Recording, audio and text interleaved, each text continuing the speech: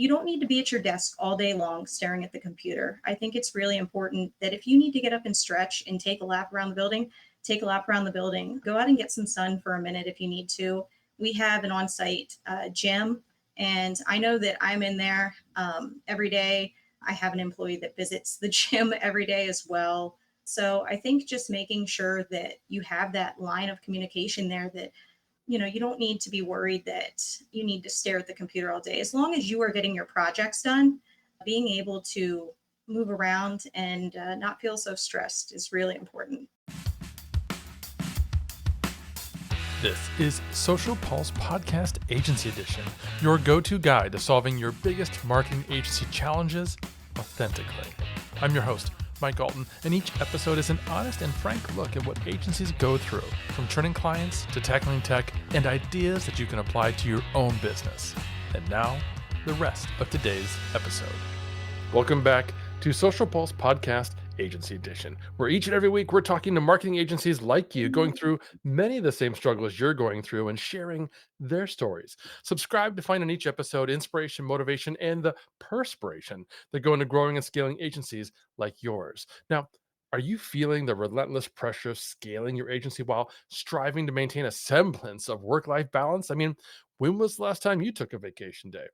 It's a challenge that many entrepreneurs face, and often the pursuit of growth can come at the expense of personal well-being. But what if maintaining self-care could be a strategic advantage in achieving sustainable growth? In today's episode, we're joined by Kayla Fotta, an expert in digital marketing and the brain behind Par Excellence Marketing. Kayla has mastered the art of balancing business growth with self-care, ensuring that both her agency and her personal life thrive. She's developed effective self-care routines and organizational strategies that not only prevent burnout, but also fuel her agency's success. She's going to share her journey, practical tips, and the powerful mantra that keeps her focused and driven. Hey, Kayla, welcome to the show. Hi, Mike. Good to meet you. So glad to have you here. Let's start by just discussing some of those big challenges that you faced when you were trying to grow your agency and you were balancing scaling that business with maintaining some semblance of self-care. Yeah, I think one of the biggest things for me was just beginning to understand that everything has a time and a place, and that if you're constantly focusing on, everything that you have to do later, then you'll never really accomplish everything that you have to do now. So just starting to understand that I need to give myself time for everything, and that everything has its time and place has been vital for me. That's a really important tip, and honestly, I think that applies to everyone at all times, whether you're in an agency or like me, you're working for a major corporation, having that mindset, in truth, really, that there's a time and place for everything. We don't necessarily always have to feel rushed. But what are some specific self-care routines that you follow that are kind of helping you stay grounded and productive? Sure. So I wake up every day. I have a set timer, and I have my entire schedule planned out every day. It's the same, but it's different. It's the same weekly, but it's different from day to day. I make sure that I give myself time to stretch in the morning, time to work out.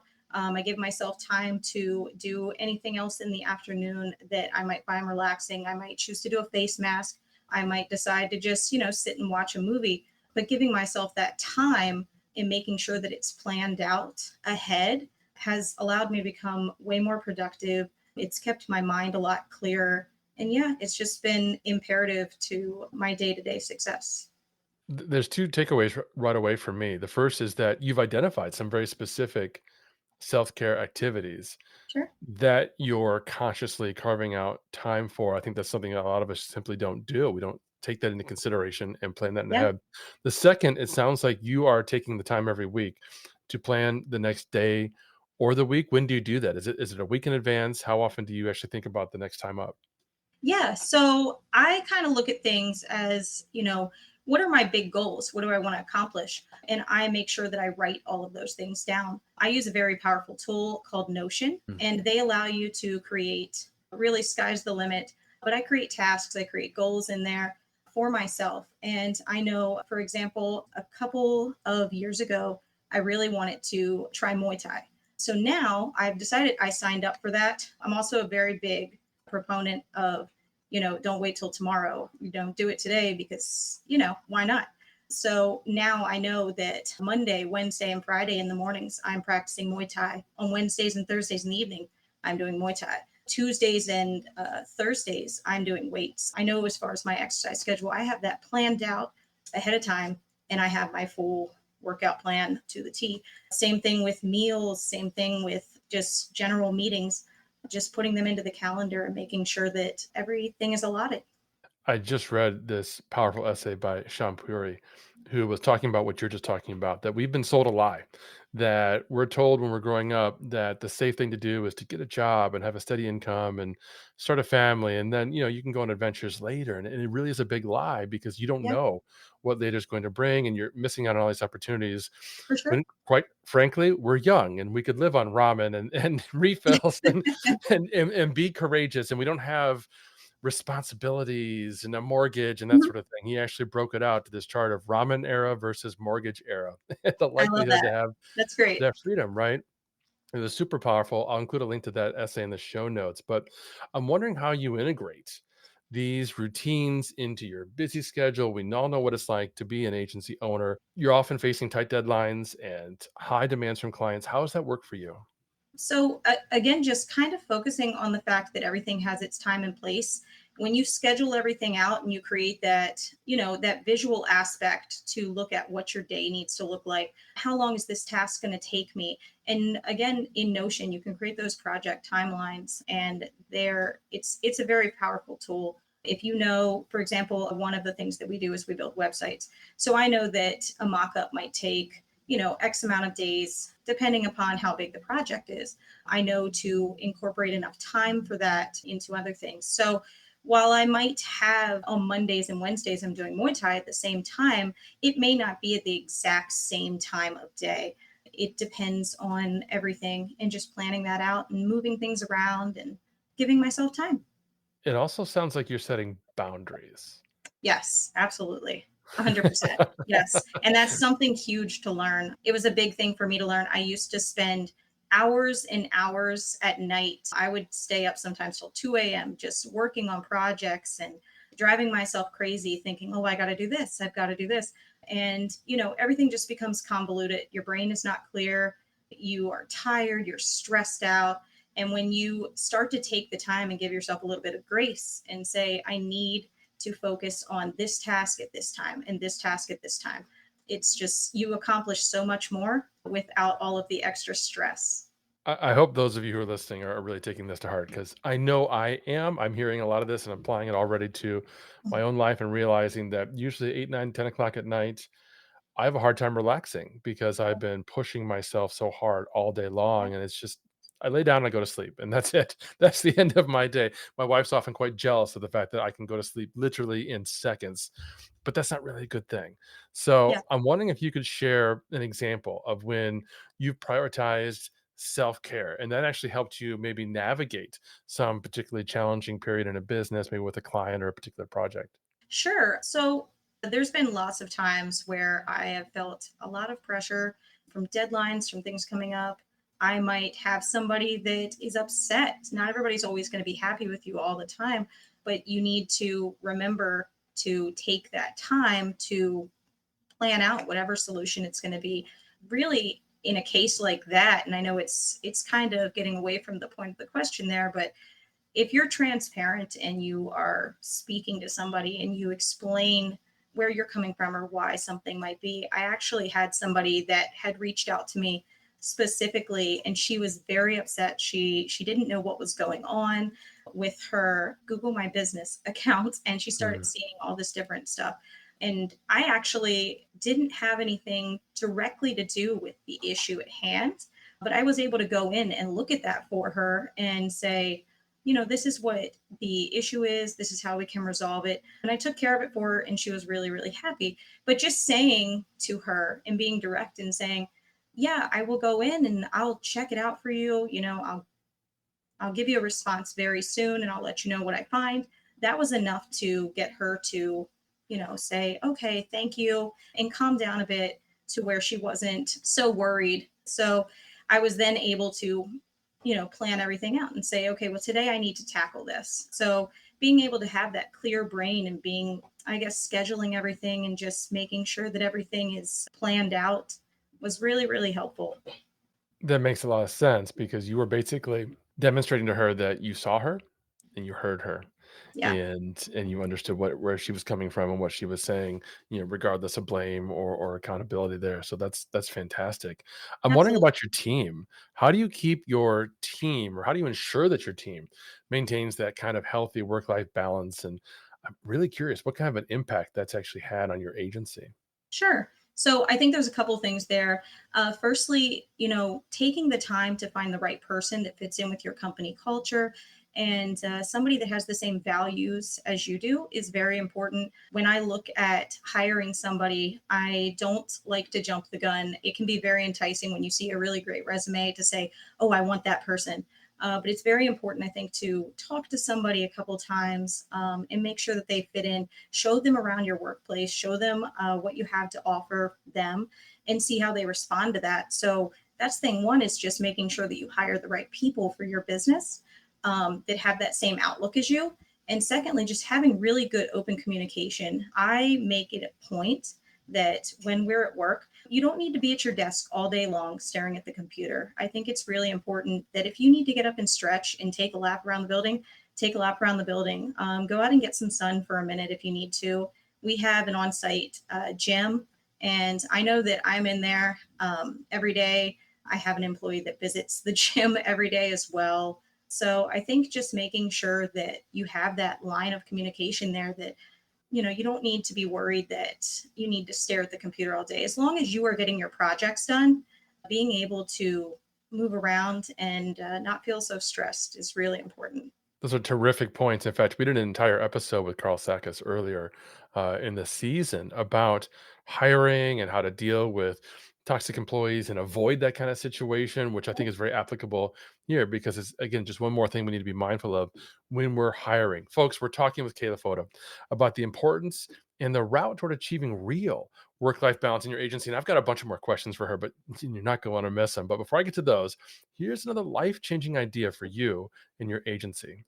I personally love Agora Pulse. It's been a life changer in so many ways. One, anytime you have a tool that is kind of a one-stop shop from a management perspective, it's awesome.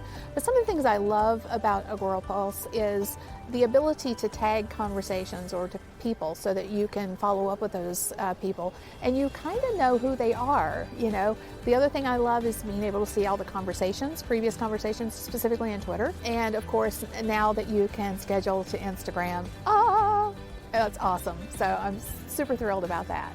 I have used a lot of different tools, pretty much all of them, over the course of the time that I've been active in social media.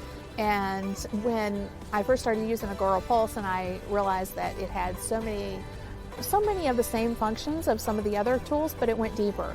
It gave you more ability to do, things that some of the others just didn't have that capability. So huge fan. Now, Kayla, I think some people listening to this might be thinking to themselves, this sounds great, except I have all these things to do. I have so much on my plate. I can't possibly carve out time for any of the things that you guys are talking about. What are some of the, let's say, organizational strategies that you maybe have implemented that's allowed you to streamline your workload and by extension, then reduce stress? Yeah. So I think step one is feeling comfortable with writing down your goals and then writing down the milestones on how you're going to get there. I'm sure that everybody watching has heard the age old saying, Rome wasn't built in a day. And people sometimes look at the big picture and they say, oh, that's such an accomplishment that I have to make. How am I ever going to reach that goal? How am I going to get there? They look at this 10,000-mile journey that they have to take and they say, that's too much for me. But when you break it down and you really look at, okay, this is step one, this is the first step that I have to take, and you take the initiative to do that, and then you say, this is step two, this is step three, and you follow that path, before you know it, you're going to be on that 10,000-mile journey and you're going to hit 5,000 miles, 8,000 miles, and eventually you'll be at the end and you'll say, wow, I really did it. So I think just looking at the big picture, but also looking at it from, direct ground level as well, and just really focusing on what the steps to get there are. That's terrific advice. In fact, we did an earlier episode with Matt Hines from Hines Marketing, all about the EOS framework for businesses and how to apply that to agencies. Are you using EOS or OKRs or any particular framework or structure for your goals and milestones? No, really just Notion, creating my own little dashboard in there. I create dashboards for myself. I create dashboards for my Mm. clients so that when we're working on a project, they can see what's going on. And so, yeah, just kind of creating my own visual workspace to put what's in my head out in front of me visually. Nice, nice. That makes sense. What advice would you have for some of the agency owners that are listening that maybe they're struggling to find that balance between scaling their business and taking care of themselves? Sure. Yeah. I think just identifying what goals you want to accomplish and then from there, figuring out how to reach them. Like we just spoke about, give yourself some grace, give yourself some time, and really think to yourself, what is step number one for me? What are the big things I want to accomplish? What are the little things I want to accomplish? And write it all down. Create yourself a plan. And also just understand that the plan isn't always going to be smooth and by the numbers. Sometimes it's going to be a little bit bumpy to get there and your plan has to adapt. But just having that understanding and being able to, refine things, that's key. Couldn't agree more. Now, one of the things that I love about the work that you're doing is because you've streamlined your agency so much, you're not only finding time to do more self-care, you're also finding time for charities. Can you talk to us a little bit about the charitable work that you're involved in and how these activities are kind of aligned now with your professional and your personal values? Sure. So, one of the really big things for me in starting my own company was being able to give back. I think it's really, really important and vital to give back to the community in different ways. So, I have a couple of things that are very important to me. The first is that I am associated with an executive of a program that works with foster children in my state. And one of the really cool things and an idea that I had and took to him that he actually told me he had been working on as well, and I'm on his email chain. It's very, very cool. One thing that people don't realize is that children in the foster care system don't have ways to transport their belongings. They don't get suitcases and things like that. A lot of times they need to carry their belongings via trash bag. And I think people really don't understand or know that that's an issue that's occurring. So he's actually working on creating a bag that he's getting designed, and we're going to be able to give it to those kids. And I've worked a bit as well providing suitcases for different organizations. And so that's one thing that's very important to me because those children are our future, and it's really important to focus on that. I think a lot of people don't realize how many kids are in that situation and what they may have to deal with. And it's even more important because as a kid, it's harder to deal with things that you or I, as adults, can easily understand or overcome. The other thing is we're actually, as a company, working on planning a charity run for next year in the spring. And that's going to support two different causes. The first being the foster care system, and the second being domestic violence. So, anybody that's struggling with that, we're going to give to some organizations and help those individuals as well. Like I said, it's just really important to me to be able to give back and to be able to do things better for the community. I even have my daughter, she's 13, I have her involved. We'll go on a Sunday or Saturday morning at 6 a.m. and volunteer at our local rescue mission. And yeah, it's just, you work and that is great, but sometimes you need to feed soul a bit as well.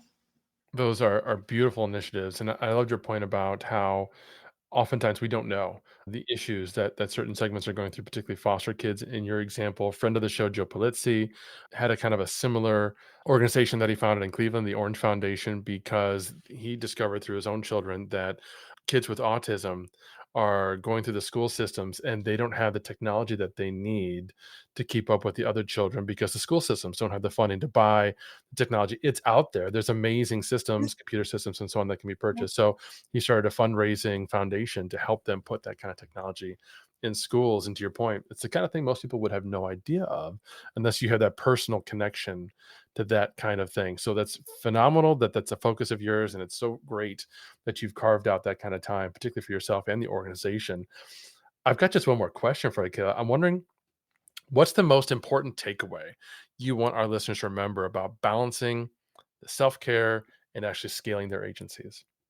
Yeah. So I think just allowing yourself time and patience and understanding, that everything's not going to go to plan, and just making sure that you give yourself that ability to, you know, everything has its time and place. Give yourself that ability to focus on the now versus the later. I promise you, your brain will be much clearer. You'll be able to accomplish a lot more, even though it seems like you're not in the moment because you're really like, oh, I'm putting that on the back burner. You're not putting it on the back burner. You're just focusing on what you need to do right now and increasing your productivity on each task. Kayla, this has been such a delightful and important conversation. Thank you so much. For folks who want to know more about you or follow you, where can they go? So they can visit my website, parexcellencemarketing.com. I'm also on LinkedIn, and I love to communicate with people through there. I'm constantly connecting with individuals on there. So either of those, you can definitely learn more about the company, learn more about me, and I'm happy to meet everyone. Terrific. Thank you, Kayla. We'll have all the notes and all the links in the show notes for today's show. That's all we've got for today, friends. But don't forget to find the Social Pulse Podcast Agency Edition and give us a review. We'd love to know what you think. Until next time. Thank you for listening to another episode of Social Pulse Podcast Agency Edition, hosted by Mike Alton and powered by AgoraPulse, the #1 rated social media management solution, which you can learn more about at agorapulse.com. If you enjoyed this episode, please subscribe on your favorite podcast player and be sure to leave us a review. Your feedback is important to us.